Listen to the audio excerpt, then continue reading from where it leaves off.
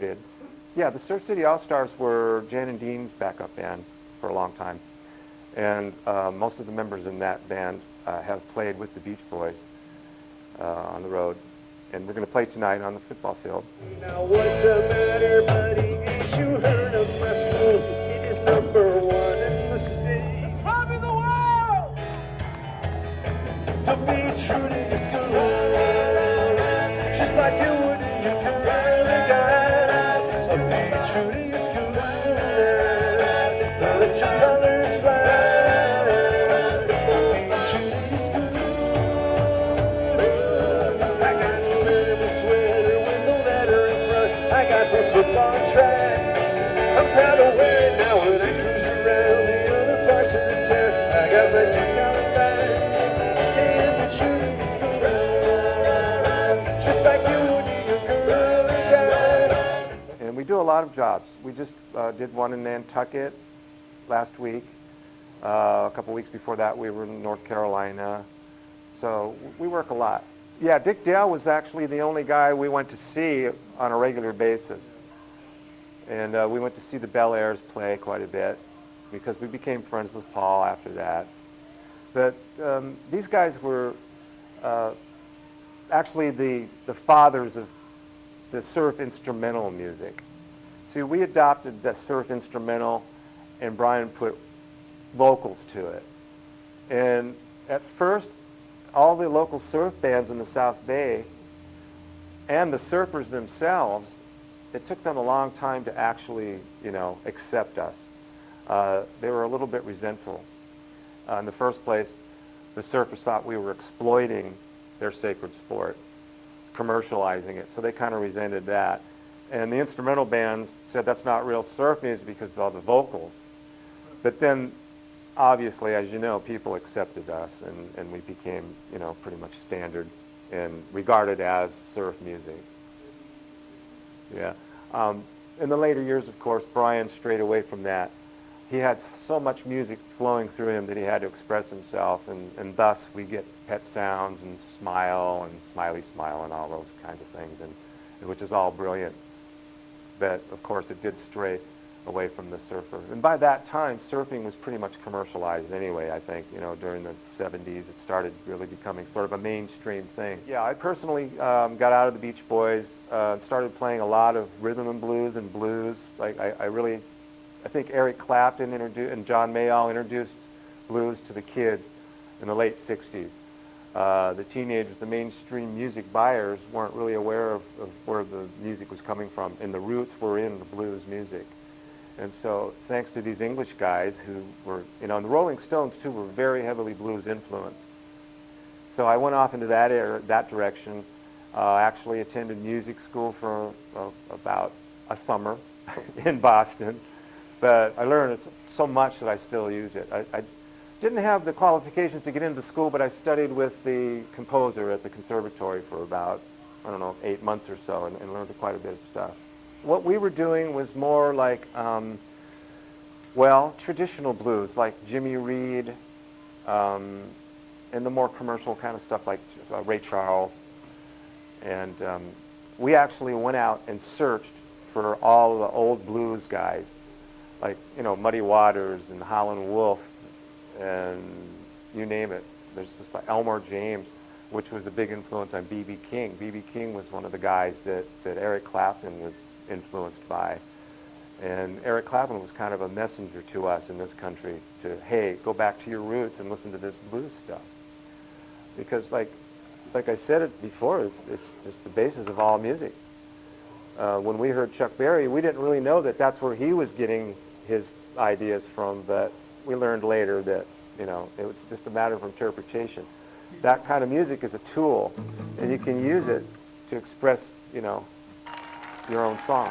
Brian Wilson, the genius behind the Beach Boys, was taking music lessons in this very classroom.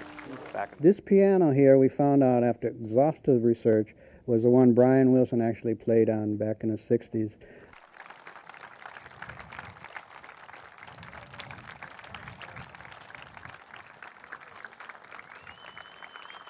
Oh yeah, they had a music assignment where the class was supposed to turn in some music, and Brian turned in the song "Surfin'," which I guess received a pretty low mark, right? The D or an F, right?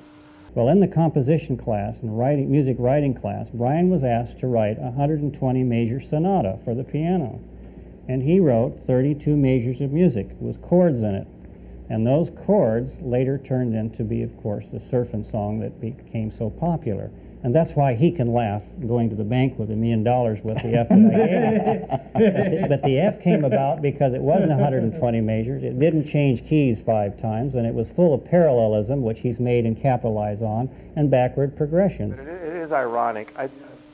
Brian and Fred have since, rectified their strained relationship with the bad grade.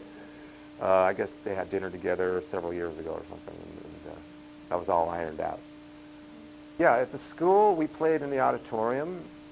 Brian and Al, I think, played quite a bit, a couple times, right? In the music room here.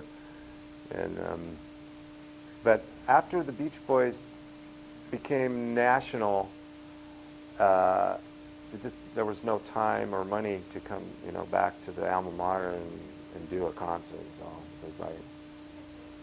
what I did was got sidetracked. There was a lot of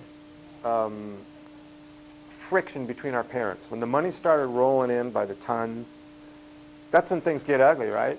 We were just a bunch of kids having fun, and then the parents started bickering about control and power and money. And I had a friend, Mark Grosclose was his name. He attended here back in the 60s. He was a friend of Carl Wilson's, who attended Hawthorne High. And Dennis hurt his leg, so we had to get Mark to play the drums. And it just so happened that Mark was in a band called the Jaguars. And all of those guys went to Hawthorne High. So I went to one of their rehearsals, and I kind of recruited them to play the music I had been writing that Brian kind of didn't want to do. I wrote a silly car song, and Brian didn't really take me serious. I was 14. So I got these other guys from Hawthorne High and started a band called the Marksmen. And we were signed to A&M. We were actually the first band signed to A&M Records. We got some airplay in the state of California, and we toured up and down the state. And then it kind of fell off to the wayside. We were just wondering why we have Beatles and Lady Gaga and no Beach Boys up there. I would say the early 70s or so, we kind of became sort of estranged for a while. I stayed mostly in touch with Mike through the years. What? And I did sit in with the band on a lot of occasions through the years until I got back in permanently in the late 90s. Carl and I we went on, when we became like 25 or 26, we kind of went off in different directions. I moved out of the state for one thing. He was busy touring constantly and recording. So it was kind of hard to hang out and be social at that time. But we remained friends, always. I was just kind of fortunate enough to remain on good terms with all those guys and able to travel freely in all their camps, whereas they were bickering with each other, I was kind of bouncing around between camps, playing with their different bands and things. And so it was like like when it becomes a big corporation, things just aren't as personal anymore, and it just kind of, it's a business, to quote Murray Wilson. He used to preach that to me when I was 14, and I couldn't comprehend it, that it's a business. It's not a fun game. It's not a party. It just has to be regarded as a serious business. If you want to be able to be heard and express yourself and have the world hear it, it has to be approached as a business. There's a book called The Lost Beach Boy by John Stebbins, which I contributed to. And I think the research, the extended research and checking of facts on that book was surpassed from any other book that was out. I think it's the most accurate account to date in that book of what really happened and the personnel changes and that kind of thing. But, we used to make fun of him, but he wrote a couple of pretty decent songs. After I left the Beach Boys and started my own band when I was 15, Murray actually wanted to manage my band. And I was kind of against that because we didn't see eye to eye on a lot of things while I was in the Beach Boys, and he was a little too aggressive, so I kind of declined. So he recruited a bunch of other guys that we went to school with called the Renegades, which were a blues band. And Murray wanted to compete with Brian, so he turned the Renegades into the Sunrays, a surf band.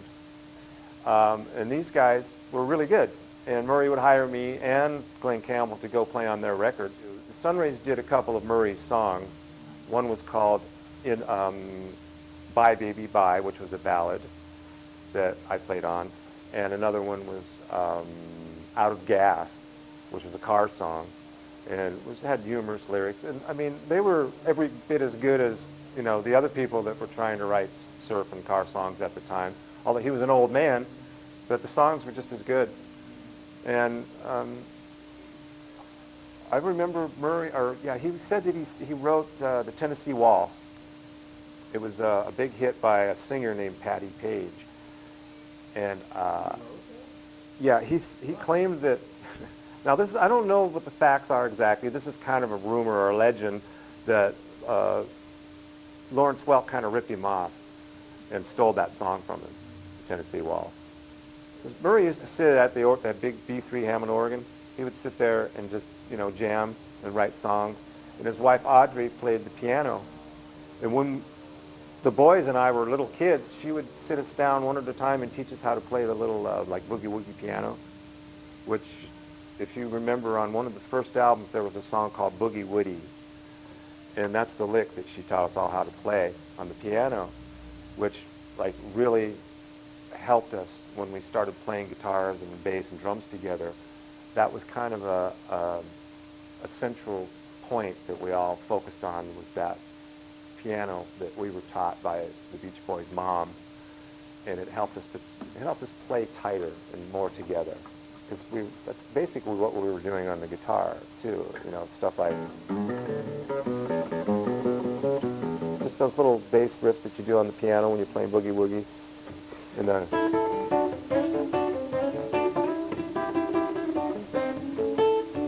that's like she taught us how to do that with our right hand on the piano, and with our left hands we were going, you know, just the bass riff, or just any way you want to do it with your right hand going.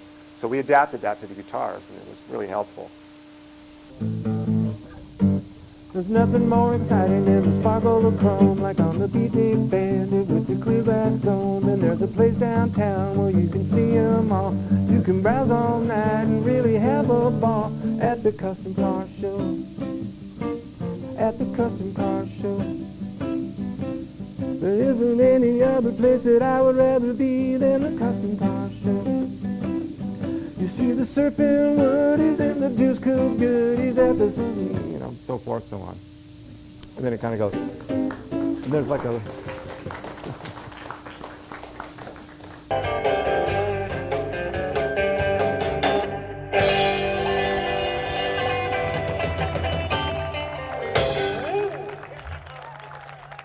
Yeah. Okay, give me a break. I was 15 when I wrote that. Come on. we got the bass player from the Marksmen, the only guy left. Him and I are the only two guys left from the band. He's going to be here tonight, and I'm going to call him up to play the bass on those songs. We're going to do 3 of them. There was another one that I did. It was like a Dick Dale. Remember Miserlou? It's hard to do without a pick, but anyway, it's you'll hear it tonight. And then another song called Cruisin'. We're going to do those 3 songs tonight. One of the Marksmen was a disc jockey for a while in Baltimore, and then I lost track of him. 2 of them died, and then another one moved back to Indiana, and I lost touch with him. So Bill is the only guy left, and he's an alumnus right in Hawthorne High. Sat in his music room.